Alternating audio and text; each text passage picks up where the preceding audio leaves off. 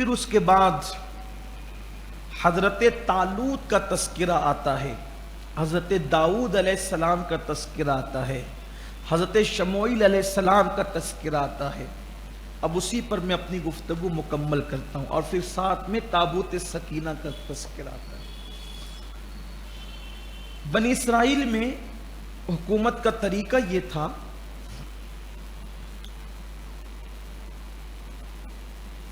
کہ جو یہودا کی اولاد ہوا کرتی تھی، یہودا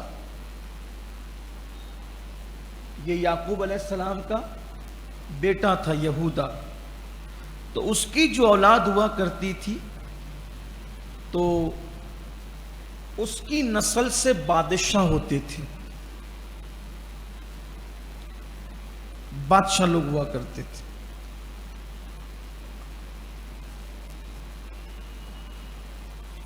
اور لاوا بن یعقوب علیہ السلام کی اولاد میں اکثر مذہبی پیشوا، مذہبی رہنما ہوا کرتے تھے۔ تو اس وقت دور چل رہا تھا حضرت شموئیل علیہ السلام کا، تو ان کے پاس کچھ لوگ آئے اور کہنے لگے کہ حضور ہمارے پاس جو ہے وہ کوئی بادشاہ نہیں ہے، تو آپ ایک کام کیجئے کہ کسی بادشاہ کا تقرر فرما دیجئے۔ تو حضرت شموئیل علیہ السلام نے، یہ حضرت طالوت جو تھے یہ بڑے نیک آدمی تھے بنی اسرائیل میں اس دور میں، ان کو طالوت اس لیے کہا گیا ہے کہ ان کا قد بہت اونچا تھا اور بڑے جسمانی اعتبار سے فٹ، مضبوط، طاقتور تھے، بہت مضبوط تھے، لیکن یہ غریب اور مفلس تھے۔ بکریاں چراتے تھے اور جو بکریاں ذبح کی جاتی تھی تو اس کا چمڑا پکا کر اپنا کاروبار کرتے تھے۔ تو حضرت شموئیل علیہ السلام نے فرمایا کہ تمہارا بادشاہ طالوت ہوگا۔ اب وہ بنی اسرائیل تو آپ نے کل سنا کہ یہ بڑی بحث کرنے والی قوم تھی، کہا کہ یہ تو غریب ہے، یہ تو مفلس ہے، کیسے ہوگا؟ آپ نے فرمایا یہ جسمانی اعتبار سے مضبوط آدمی، بادشاہ کے لیے جسم مضبوط چاہیے نا، ورنہ وہ لڑے گا کیسے، جنگ کیسے کرے گا، اپنے ملک کی حفاظت کیسے کرے گا؟ تو یہ جسمانی اعتبار سے مضبوط آدمی، اور دوسرا یہ علم والا آدمی، علم بھی اس کے پاس ہے، مضبوط جسم بھی اس کے پاس ہے، اس لیے تمہارا بادشاہ ہوگا۔ تو ان لوگوں نے کہا ہم اس کو کیسے بادشاہ مان لیتے؟ کہا اچھا ایک کام کرو کہ اگر تابوت سکینہ آ جاتا ہے تو تب تو تم مان لو گے نا، تم اس کو اپنا بادشاہ مان لو گے نا؟ کہا ہاں۔ ہوا یہ تھا، یہ تابوت سکینہ کیا ہے اس کا ذکر آج آپ نے تراویح میں سنا ہے۔ تابوت سکینہ یہ شمشاد کی لکڑی کا ایک صندوق تھا، شمشاد کی ایک لکڑی تھی، اس کا صندوق تھا، اور یہ اللہ تعالیٰ نے آدم علیہ السلام پہ نازل فرمایا تھا تابوت سکینہ۔ اس میں بہت ساری چیزیں تھی، پھر وہ آدم علیہ السلام اس کو اپنے پاس رکھتے تھے، پھر بعد میں نسلاً بعد نسلیں بطور وراثت وہ آگے بڑھا، اور پھر موسیٰ علیہ السلام کے پاس آیا، اور پھر بنی اسرائیل کو وہ آگے بڑھتا گیا۔ تو اس تابوت کی، اس صندوق کی خصوصیت یہ تھی کہ اس میں انبیاء کرام کی تصویریں رکھی ہوئی تھی، ان کی شبیہ اس تابوت کے اندر تھی۔ پھر اسی طریقے سے اس کے اندر ہارون علیہ السلام کے کچھ تبرکات تھے، موسیٰ علیہ السلام کے کچھ تبرکات تھے، من و سلوہ کا کچھ حصہ تھا، اسی طریقے سے آدم علیہ السلام کے کچھ تبرکات تھے، انبیاء کے تبرکات اس میں تھے۔ تو بنی اسرائیل کو اگر کوئی مقدمہ پیش آتا تو وہ اس تابوت سکینہ کے پاس جاتے اور اس سے کہتے کہ مسئلہ حل کرو، تو اس سے آواز آتی اور وہ جس کے حق میں فیصلہ کر دیتا مان جاتا۔ جب یہ بنی اسرائیل جنگ پر جاتے تو اس کے وسیلے سے وہ دعا کرتے تو ان کو جنگ میں کامیابی ملتی، ان کو جنگ میں اس تابوت کے، اس کو تابوت سکینہ قرآن نے بھی کہا ہے، تابوت سکینہ۔ اب یہاں پر ایک بات ہمیں سمجھنے کی ضرورت ہے کہ جس صندوق کے اندر ابراہیم علیہ السلام کے تبرکات ہو، موسیٰ علیہ السلام کے، ہارون علیہ السلام کے، آدم علیہ السلام کے تبرکات ہو، اس صندوق کی یہ شان ہے تو جس میں مصطفیٰ جان رحمت کے تبرکات، حضور کے موئے مبارک شریف ہو، حضور کا لباس شریف ہو، حضور کا پیرہن شریف ہو، کہ کتنی عظیم چیز ہوگی نا، اس کی شان ہی بڑی ہوگی، اعلیٰ ہوگی۔ تو بتانا صرف یہ تھا کہ جب تابوت سکینہ میں اور انبیاء کے تبرکات ہیں، اس کی برکتیں یہ ہے کہ اس کی برکتوں سے وہ دعا کر کے جنگ جیتتے تھے۔ تو حضور علیہ السلام کے موئے مبارک شریف جو صرف تبرک ہی نہیں ہے بلکہ حضور کے جسم اقدس کا، حضور علیہ السلام کے جسم اقدس کا حصہ ہے، جز ہے، جز حضور علیہ السلام موئے مبارک شریف اتنی بڑی نعمت ہے، الحمدللہ۔ تو حضرت شموئیل علیہ السلام نے کہا اگر تابوت سکینہ آ جائے تو تم مان لو گے طالوت کو اپنا بادشاہ؟ تو انہوں نے کہا مان لیں۔ تو بنی اسرائیل کے پاس سے وہ تابوت سکینہ گم ہو گیا تھا۔ گم اس لیے ہو گیا تھا کہ وہ بدعمل ہو گئے تھے، پاپ میں مبتلا ہو گئے تھے، جرائم میں مبتلا ہو گئے تھے۔ تو ایک قوم تھی وہ ان سے چھین لے گئی اور انہوں نے اس کو اپنے پاس رکھ لیا تھا۔ بنی اسرائیل کے حالات دیگرگوں ہو گئے تھے، بڑے خراب ہو گئے تھے، خستہ ہو گئے تھے۔ پھر وہ قوم جس نے تابوت سکینہ کی بے ادبی کی تو ان کو بھی بیماریاں، تباہی، بربادی ہو گئی۔ تو ان کو ایک دن احساس ہوا کہ یار یہ تابوت کی ہم نے بے حرمتی کی ہے تو یہ بڑے مسائل ہو رہے ہیں۔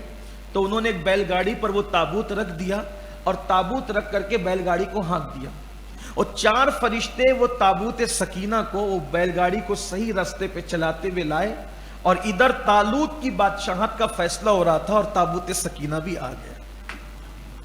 تو لوگوں نے حضرت طالوت کو مفلسی اور غربت کے باوجود بادشاہ تسلیم کر لیا، مان لیا۔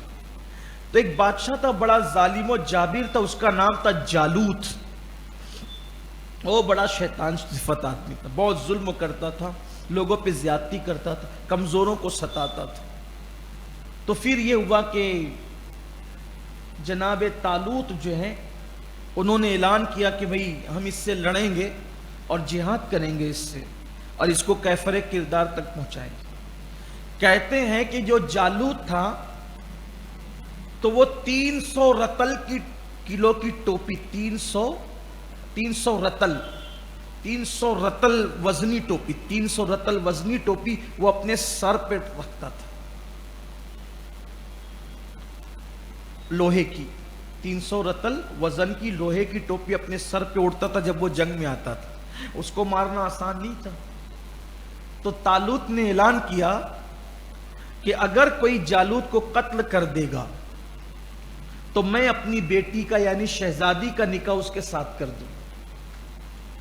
ان دنوں حضرت داؤد علیہ السلام ابتدائی جوانی میں تھے، جوانی کی شروعات تھی۔ تو جب جہاد کا اعلان ہوا تو حضرت داؤد علیہ السلام وہ بھی بظاہر بڑی غربت میں، مفلسی میں زندگی گزار رہے تھے، ظاہری طور پہ بکریاں چراتے تھے اور اپنا گزر بسر کرتے تھے۔